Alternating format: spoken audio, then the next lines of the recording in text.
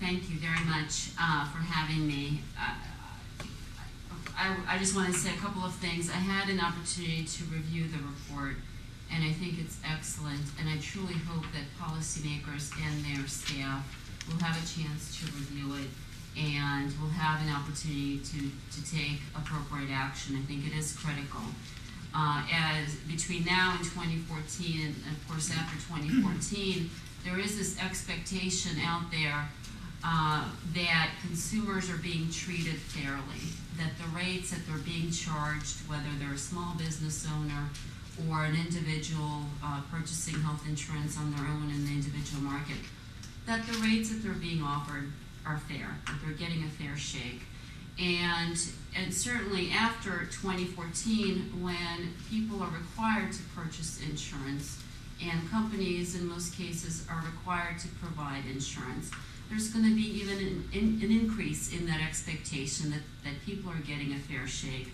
So I think now comprehensive rate review is critical, and it will be even more critical after 2014 to ensure that the reliance on the private market to achieve universal coverage comes to fruition, because if people lose faith in that, then the reform just cannot work. I do want to make another point that there is no one way to do this. There are different ways that states protect consumers, different ways that are equally effective at protecting consumers. I will talk about how we do things in Maine, but I don't want to leave you with the impression that's the only model out there that's effective in terms of protecting consumers. And I do want to say that Commissioner Dave Jones has been incredible in using the authority he has to negotiate a better deal for consumers in California.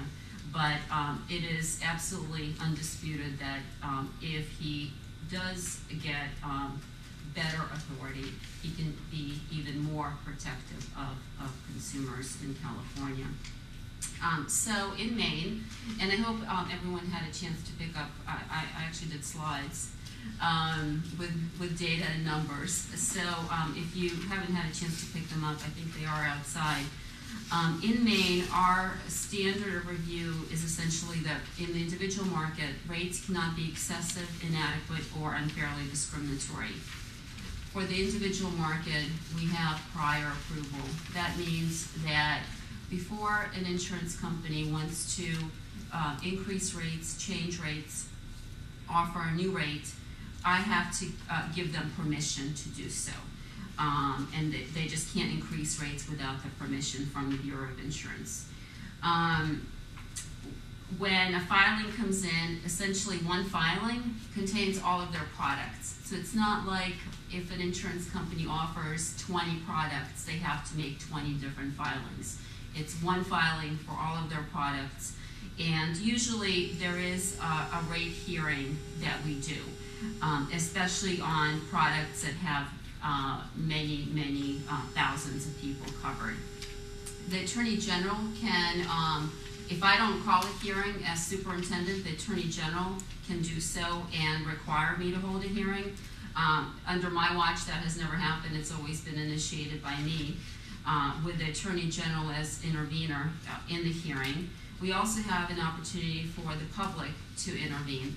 And in fact, the $1 million rate review grant that Maine received, a portion of that is going to consumer advocacy group to help them fund their participation as an intervener in the current 2011 rate proceeding that we're in the middle of.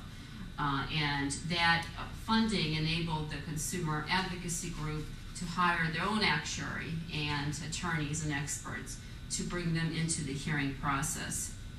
It is a very formal administrative hearing that we do on rates with all due process protections that apply, with court reporter, witnesses, cross-examination,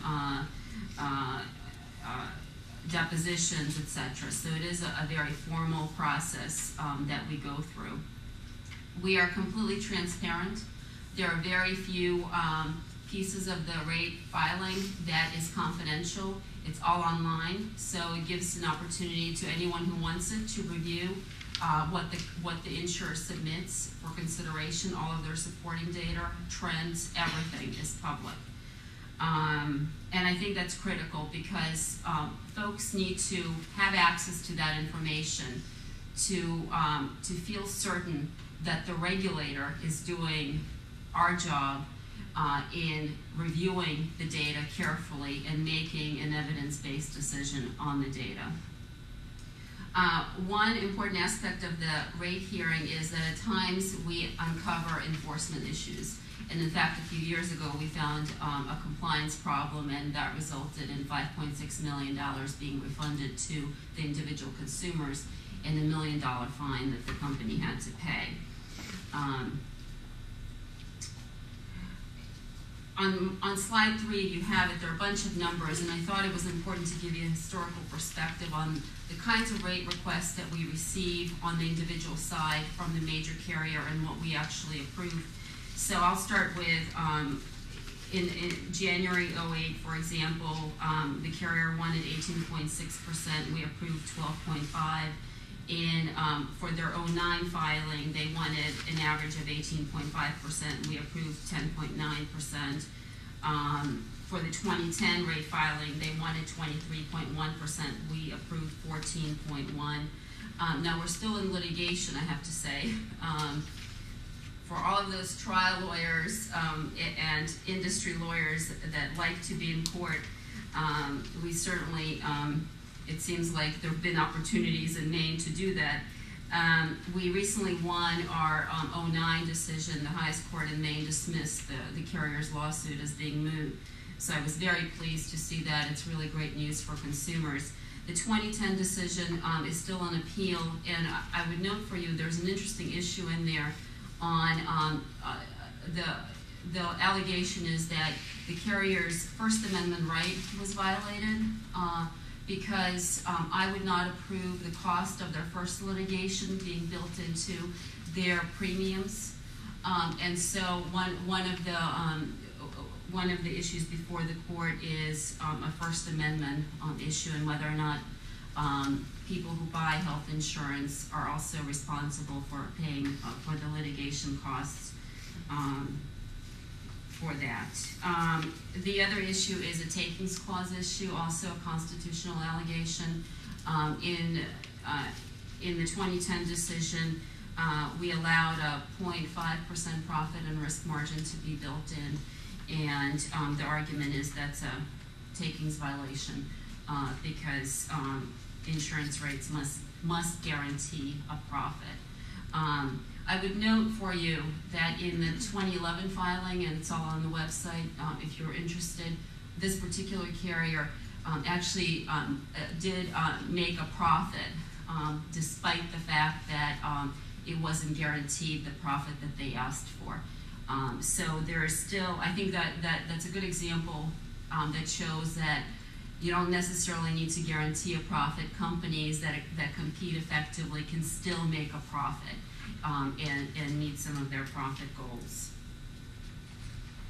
On the small group side, I want to make sure that you're aware that we do not have the same authority that we have on the individual side. On the small group side, generally, if a carrier guarantees a 78% medical loss ratio, and that's a traditional medical loss ratio, no netting out taxes or quality improvement or anything else, just straight medical, over a 3-year period, then they don't have to file their rates for prior approval. However, if they fail to meet that 78% guarantee, they have to do refunds. And in fact, one carrier had to do refunds to small businesses, $6.6 million in 2008. For prior approval on the small group side, essentially if a carrier wants to use a 75% medical loss ratio, they have to file their rates. Only one carrier does that, and they have a closed block of business. So most of the carriers with active business do not use the prior approval process.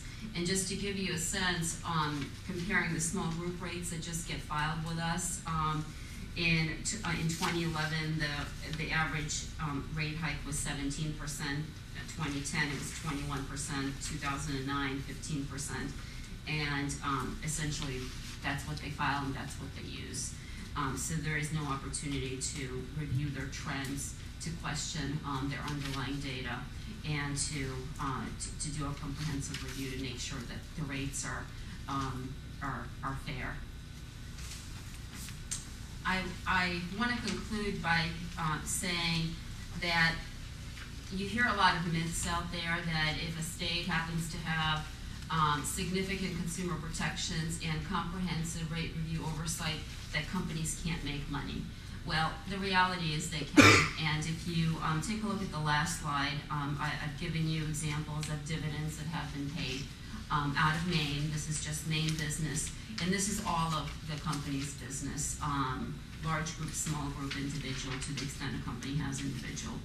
And you can see the largest carrier in the state over the last 5 years has had over $200 million in dividends. So there are opportunities to operate and meet profit goals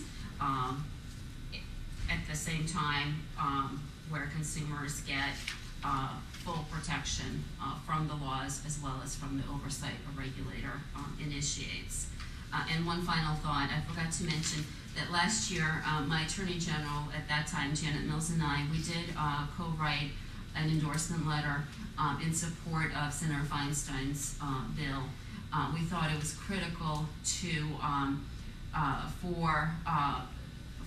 for the legislature, the federal legislature, to recognize the role of the states, especially states that do have comprehensive rate review, but at the same time to recognize that some states can't, because of their laws, because of their jurisdiction, or maybe because of resources, they're not in the same position. So recognize the role of the states to enable states to continue what we do to protect consumers, but also set up a federal backup enforcement mechanism in states that are not able to protect consumers to the extent they really want to.